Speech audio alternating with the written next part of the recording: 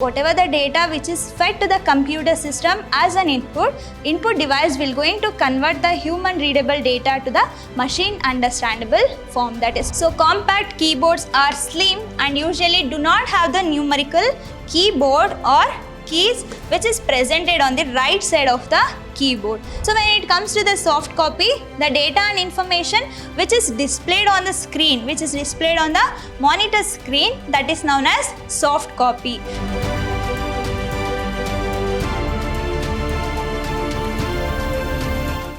Hello everyone, welcome to the second chapter of your first PUC's computer science, that is input, output and memory devices. Myself Rohini TS, lecturer in computer science, Vidhyaashram Pre-University College, Mysuru. So before getting into the objectives of this chapter, let me have a blueprint of this chapter. So if you study this chapter, then you are going to get 6 marks from this chapter, that is input, output and memory devices. So when it comes to the marks distribution of this chapter, totally you are going to get 3 questions from this chapter. Then how will be the marks distribution? So we'll see now. You are going to get 1 mark 1 question and 2 mark 1 question and 3 mark 1 question. So that totally you are going to get 6 marks from this chapter. So when it comes to the marks distribution, there will be 3 questions from this chapter. 1 mark 1 question will be there and 2 mark 1 question will be there. Then 3 mark 1 question will be there. So there is no 5 mark question from this chapter. So that totally you are going to get 6 marks in this chapter. So we all know that in order to work with a computer system, how the input and output devices are needed. So that in this session we are going to learn about what you mean by input device and what are all the input devices we have and what is the working procedure of each input device and output device and how it will be categorized. Everything we are going to learn in this chapter. So in this session I will be covering introduction about input and output and memory devices, along with that input devices. So under the input devices I will be discussing keyboard, mouse, joystick and scanner. So these are the topics that I'm going to cover in today's session. So coming to the introduction of this chapter, that is input, output and memory devices. So we all know that computers are mainly used to make our life easy, right? So in order to work with a computer, we are supposed to give the data. Then what data should be? It can be anything. So the data can be any text, numbers, images or any audio, video files, isn't it? So that we are going to give the data to the computer system. That computer will going to understand and process the data that whatever the user will going to give. So by processing the data, it will going to produce the result as a output. So in order to give all these data and programs as an input, we require input devices. So what this input devices will going to do then? So whatever the data which is given by the user as a input, that will be converted into machine understandable form. So we all know that we are going to give the instruction in our language, like, so it could be like any other languages, English, Hindi or Kannada. So while I'm giving the input, but computer does not understand English, Hindi or Kannada. So what it will going to do? So it needs to be converted into machine understandable form. So which is the machine understandable form? That is zeros and ones. So whatever the data which is given by the user as the input, everything will be converted into zeros and ones. Then only computer is able to perform its processing on that data which is given by the user. So whatever the data which is fed to the computer system as an input device will going to convert the human readable data to the machine understandable form, that is to the zeros and ones. So that is the main advantage of using input devices. So when it comes to the input devices, what are all the input devices that we have? So we'll see one by one. When it comes to the input device, so as I discussed earlier, it will going to connect an external word to the computer system. How it will going to connect an external word to the computer system? It will going to take the data, whatever the user will going to give or fed as an input, that will be received or accepted by the input device. So that data and information will be given to the computer system for the processing. So that is what they meant in the input unit. So this is mainly used to feed the data and programs into the computer system. So whatever the data that I am going to give will not be understandable by the computer system. So it has to be converted into the machine understandable form so that input device will going to do that job. So then which is the first input device that we are going to see? That is keyboard. So we are all familiar with a keyboard. When we are working or using a computer system, it is mandatory to have the keyboard as an input unit or input device. So what it will going to do? So we'll see now.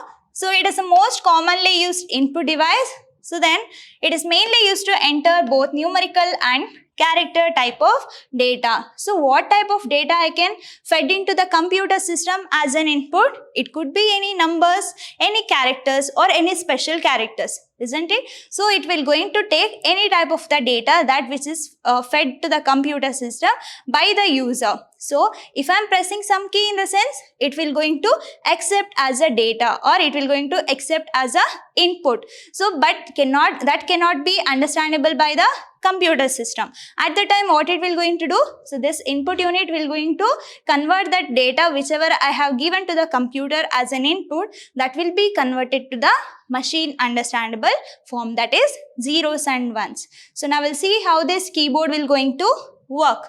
When it comes to the keyboard, we can give the data either in the terms of numeric data, that is numbers, or a character type of data. Then it is like a mechanical typewriter with alphanumeric, special keys will be there and punctuation key will be there and functional keys is there in order to perform a specific task. So what are the types of keys that we have in a keyboard? So we have punctuation key. So that is some punctuators like semicolon, dot, colon. So these are the punctuation keys. And we have what? Special keys, enter, alt, control, backspace, delete. These are the special keys. When it comes to the functional keys, we have F1 to F12. So each key will going to perform its specific task. So we have functional keys which is mainly used to perform a specific task. So instead of using more than one key to perform a specific task, instead of that I can press only one functional key which is mainly used to perform a particular task or a specific task. So then how many numbers of keys will be there? It will be varies from the manufacturer to manufacturer or to the standards. So it hardly contains 101 keys or 104 keys. So there will be standard. Based on that standard, they are going to follow the number of keys. So as I discussed earlier, computer cannot understand any other languages other than the machine level language or a machine code. So if I press any key, like consider this as a input. So if I press P, at that time what it will going to do? It will going to generate its corresponding ASCII character. So if I press L, at that time this keyboard will going to generate a corresponding value of this ASCII value. So that ASCII value has a numerics. So that ASCII value has numerics. That numerics will be again converted into machine understandable form. If it is 22, then 22 has a binary value. So that 22 will be considered as a binary value, then that binary value can be understandable by the computer system. Then it will get to know that yes, user have pressed P and L. So in this way it will going to work. So don't think if I press K in the sense it will going to recognize that as a K, but that is not the thing. So when I press any of the character or any of the letters, punctuators or any key, so if I press any key on the keyboard, at the time it will going to generate a corresponding ASCII value. So that ASCII value will be converted into binary form that will be understood by the computer system, so that it will going to accept our data as the input. So then we can give any type of data to the input. So this is how computer will going to recognize the value which is given by the user with the help of keyboard. So now we'll see what are the types of keyboard we have. Totally we have 5 types of keyboard. How many types of keyboard is there? There we have 5 types of keyboard. So when it comes to the first type, that is standard keyboard. So you are all familiar with a standard keyboard. So then what is the speciality of this keyboard? So we'll see now. So this standard keyboard has their basic layout. So basic layout in the sense where must be the functional keys and where must be the numeric keys, what are all the special keys it must contain, everything has a standard. So based on that standard or based on that layout, it will be configured. Then how many number of keys it has? So it will be up to 105 or 108. So if you look into this keyboard, what is the first row consist of? So that is 6 character QWERTY. So I can call the standard keyboard as a QWERTY keypad or a QWERTY keyboard. So if you look into the image of this type of keyboard, that is standard keyboard, has a first 6 character as a QWERTY. So that 6 character is represented as what? QWERTY keyboard. And this is most commonly used type of keyboard in our India. So what is the next type of keyboard that we have? That is ergonomic keyboard. So sometimes if you want to work with a computer system, you have to give the data and you have to give some programs to the computer system. Then how you are going to give the data? So by making use of any of the input device. So let me consider that input will be given to the computer system with the help of keyboard. So if you want to type all over the time, then what you may feel? So you may feel pain in your wrist and fingers. So in order to reduce the strain to your fingers and wrist, they have invented a keyboard called ergonomic keyboard. So by making use of this type of keyboard, that is ergonomic keyboard, it will going to reduce the stress which is given to your wrist and fingers of a user. So that is the most advantage of using this ergonomic keyboard. So it mainly refers to the method which will going to reduce a stress on a muscle. So that will going to avoid repetitive strain injury. So if I want to type all over the day, so I may feel what pain in my hands and fingers. So in order to reduce all those things, they have invented a keyboard called ergonomic keyboard. Okay, so there will be a pad on this keyboard. So we are going to hold our hands like this. So it will going to reduce the stress which will be applied to my wrist and fingers. So it will be more comfortable than the previous type of keyboard. So if you look into this keyboard, this configuration is different, so that they have classified into number of types, how the keys are arranged and what are the methodology they have used. So based on that, we have classified the type of keyboard. So when it comes to the ergonomic keyboard, it has a optimizing posture. If I want to use the keyboard in a comfortable manner, then this type of keyboard is very well. So that it is mainly deal with optimizing posture and technique while working, so that the work which we are going to do with a keyboard will going to be carried out in a easiest manner. So it is more flexible and it will reduce the strain to our wrist and then fingers. So this kind of keyboards are nothing but ergonomic keyboard. Then which is the next type that we have? That is wireless keyboard. So we know that if you want to work with a keyboard, then it has to be attached, right? So for that we are going to use the wires. So what if there is no wires? Then that will be easier for us to maintain and to work with a keyboard. So if I want to work with a wired keyboard, at the time what I am supposed to do? I have to pull and push the keyboard based on my comfortability. So if there is no wire in between the computer and keyboard, so that will be more comfortable than the any other type of wired keyboard. So when it comes to the wireless keyboard, so this type of keyboard does not need to be connected to the computer via wire. So no need to connect this type of keyboard to the computer with the help of wire. So instead of that, how to connect the keyboard to the computer system?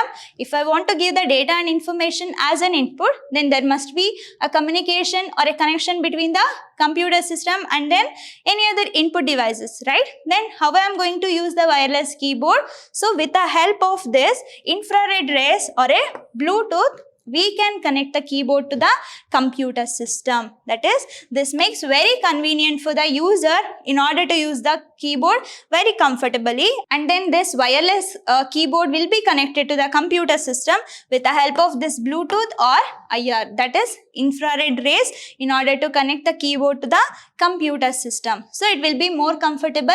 I can drag, I can pull, I can be in my comfortable zone when I'm working with this wireless keyboard. So then which is the next type of keyboard? That is virtual keyboard. So here you have to understand virtual in the sense it is not physical. It will be in the imaginary manner. So when it comes to the virtual keyboard, so this is not a hardware. So we all know that the physical component of a computer system is hardware. So then, but this virtual keyboard is not hardware, it is a software. So then what it means, how the virtual keyboard will going to work? So instead of having a physical component of a keyboard as a input device, I am going to have one software called virtual keyboard.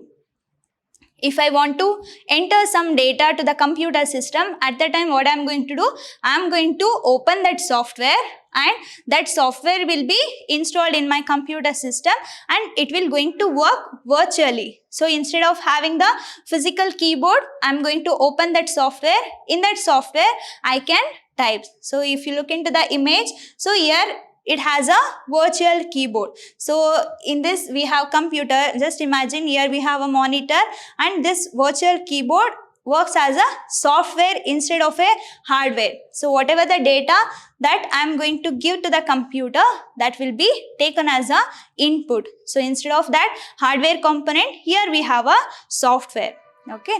So it is a software device that let to use input data just like a hardware keyboard. So instead of having hardware keyboard, I am going to install one software. So I can use the keyboard virtually. So that means that is not physical component. It is a software.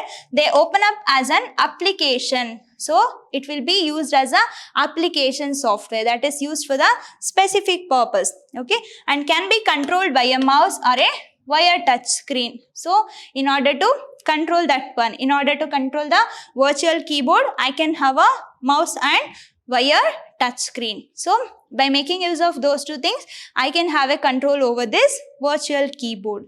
So instead of having a keyboard as a physical component, I am going to use the virtual keyboard that will be in the form of software. So whenever I want to enter some data to the computer system, at that time I am going to point the mouse to the particular software called virtual keyboard. So by making use of that virtual keyboard, and I can also give the data and information to the computer system. So then which is the last one? That is compact keyboard. So this type of keyboards are very slim and it has no numeric keys on the right side of the keyboard. So if you look into the standard keyboard, so where is the number pads or number keys? That will be on the right side of the keyboard. So it will be what? Space consuming. So instead of that, we are going to have a type of keyboard where there is no numerics on the right side of the keyboard. So then where we are going to see these type of keyboard then?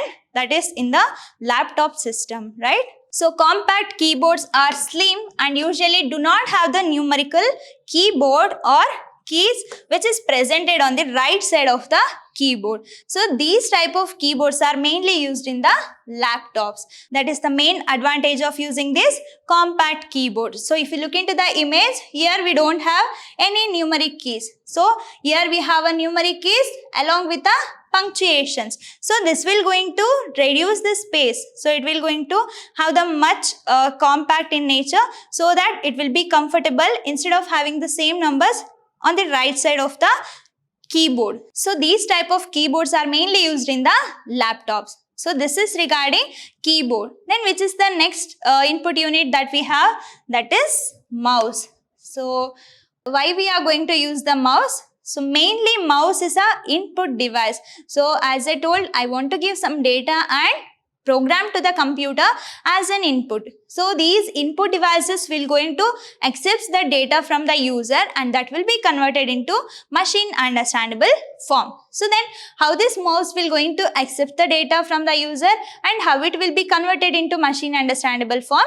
So we'll see now. So this mouse is an input device that controls the movement of the cursor on the display screen. So what it will going to do? It is mainly known as a pointing device, right? So it is mainly known as pointing device, and so this will going to controls the movement of the cursor on the display screen. So what is the use of this cursor? That will places to a particular point. So whatever the data I'm going to select, or if I want to type something, at that time I have to place the cursor in the specific position or in a specific location. So by making use of this mouse, I can place that cursor in a specific location. So this mouse will going to have a control over of the cursor, which can be displayed on the display screen. Okay, so then what does this mouse stands for? What is the abbreviation of mouse? That is also important for 1 mark question. So this is important for 1 mark question. So what is this mouse expansion or abbreviation? That is mechanically operated user serial engine. So mouse is nothing but what? Mechanically operated user serial engine. This is very, very important for 1 marks question like expand mouse or abbreviate mouse. So as I discussed, mouse is used as a pointing device. So if I want to point something on the screen, at the time we are going to use this mouse as a input device. So it will going to select and it will going to have a control over the cursor which is displayed on the display screen. So it is a small device and you can roll, navigate along the flat surface. So let me tell you, so here we have a mouse. So when it touches on the flat surface, so consider this as a flat surface. When it touches on the flat surface, what will going to happen? So it will going to generate electric pulses. It will going to generate electric pulses. So whatever the data and instruction which is given to the mouse as an input, that will be converted into electrical pulses. So then that kind of electrical pulses will be recognized by the computer system. Then it will get to know that yes, this is what the input user is giving. So when I'm working with a mouse, at the time what I'm going to do? I'm going to roll or navigate this mouse on the flat surface. At that time it will going to recognize the electric pulses. Then how the mouse made up of? That is, in a mouse there will be a small ball or a IR rays. So if I consider this mouse, so this has a IR rays. So when you consider the older mouse, there will be one ball sized roller will be there. So when it touches the pad or a flat surface, at the time electric pulses will going to generate. So based on that electric pulses, it will going to read the data and that will be converted into machine understandable form. In a mouse, a small ball or a IR rays which is kept inside the mouse, and when it touches the pad or a flat surface through the hole at the bottom of the mouse. So it will going to generate the pulses or electric pulses. So based on that input, it will going to work. So mouse is mainly it is a pointing device, that is to point the cursor on a specific location of a computer system. So then what are the types of mouse we have? So we have two types of mouse, that is mechanical mouse and optical mouse. So as I said earlier, so in the mouse, at the bottom of a mouse, there will be a ball or a infrared rays. So based on that, we are going to classify into two parts, that is mechanical mouse and optical mouse. Then how this mechanical mouse will going to work? So this mouse has a small rubber ball underneath that moves against two roller as it passes across the flat surface. So I need to keep the mouse on a flat surface in order to get navigate. So navigate in the sense movement. So when that touches the pad or when it touches to the flat surface, at that time it will going to generate the electric pulses. Then it will going to recognize the data and programs which is given by the user. So here we have a mechanical mouse. It has a small rubber ball underneath the mouse. So when this ball touches on the flat surface, at the time it will going to generate the pulses, then it will be recognized as a input.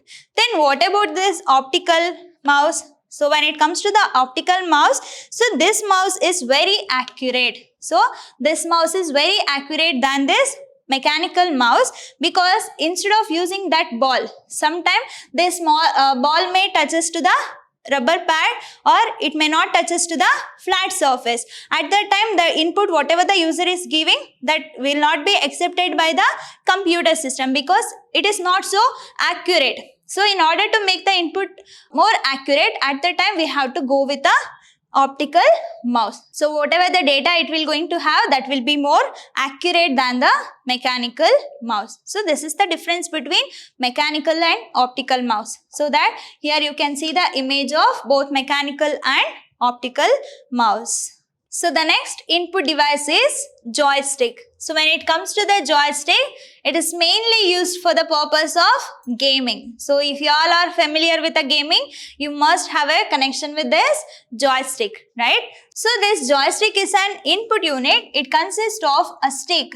So that pivots, that means that pivots on the base. Where it will going to reside? It will going to resides on the base. So this stick will going to resides on the base and it reports its angle. So it will reports its angle or direction to the device it is controlling. So we are going to have the navigation over here. If I want to move this joystick to right side or a right angle, it will going to move. So that means the joystick has a ability to move in all the four direction. So this joystick can be moved in all the four direction. Okay, so right, left and front, back it will going to take. In all the four direction we can have the navigation or a movement of the joystick. What is the function of the joystick? It is similar like the mouse, because in the mouse we are going to detect the movement, right? For the purpose we are going to use the mouse. So in the same way I am going to use the joystick. So this will going to fetch the movement which is done by the user. So based on that movement, it will going to receive the data and information as an input. So if I move this joystick to the this side, it will going to recognize that user giving the data or instruction which is to be on the right side. Like that it will going to work. So then where we are going to use this joystick? It is mainly used for the purpose in order to play the games. So in order to playing the games or a computer games, we need to be connected this joystick to the computer system. Then we can navigate the movement. So that purpose we are going to use this joystick as an input device. Then what are all the other places where we are going to use this joystick? That is also used for controlling the machines like cranes. So in order to control the cranes, there also we are going to use this joystick, and trucks and underwater unmanned vehicles. So where there is no human intervention, cannot be happen within the underwater, there we are going to use this joystick and we have a control over the joystick, and navigation can be takes place on the surface. So that for the surveillance purpose and surveillance cameras and zero turning radius lawn movers, there we are going to use the joystick. So these are the features and the places or applications where we are going to use the joystick. So next we have a scanner. So this scanner is an input device. Then how it will going to work? So it will going to work like a photocopy machine. That is, it will work as a Xerox machine. Why we are calling this as a Xerox machine? So if I want to work with the scanner, so that scanner will be used as a input unit, right? So I need to give the data and information to the scanner as a input. So what it will going to accept as a input? So it must be in the hard copy. So that what do you mean by hard copy and soft copy? So when it comes to the hard copy, whatever the data and information which is in a printed form, that is known as hard copy, and it will be in the permanent form, right? So that is hard copy. So when it comes to the soft copy, the data and information which is displayed on the screen, which is displayed on the monitor screen, that is known as soft copy. Then what type of data input that I need to give to the scanner?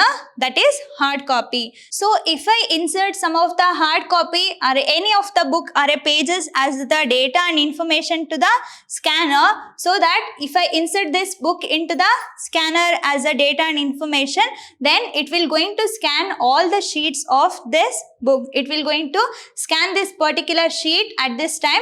So whatever the data it has on that hard copy, that will be converted into digital form. That will be converted into digital form, so that it will become soft copy. That means the data and information which is displayed on the monitor screen, I can call that as a soft copy.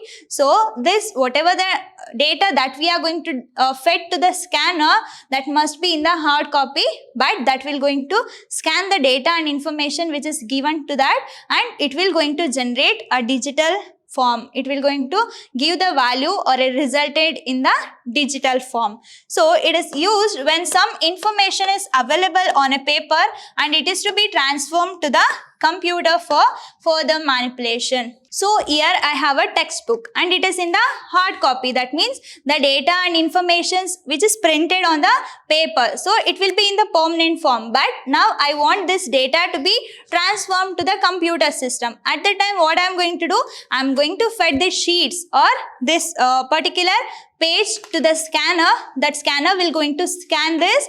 So the computer will going to scan and it will be converted into digital form. So that will be considered as a soft copy. That will be stored on the computer system and we can use the data and information for the further manipulation. That is the main advantage of converting any hard copy material to soft copy. So by making use of this scanner we can give. So but you have to remember one thing.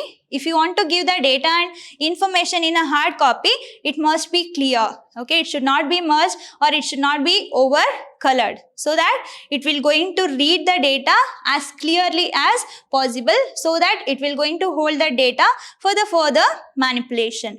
So the scanner will going to capture the images from the source. So source in the sense the hard copy whichever I am going to feed to the scanner, that will be considered as a source, which are then converted into digital form. So which will be going to convert the data and information which is fed to the scanner as an input, that will be converted into digital form. So this is how the scanner will going to work. So here you can see the image of scanner. Here they are feeding one book to the scanner. So it will going to scan a particular page. Initially it was in the hard copy, right? So when it going to scan the data and instruction which is presented on that particular hard copy, that will be converted into digital form. So this is how the scanner will going to work.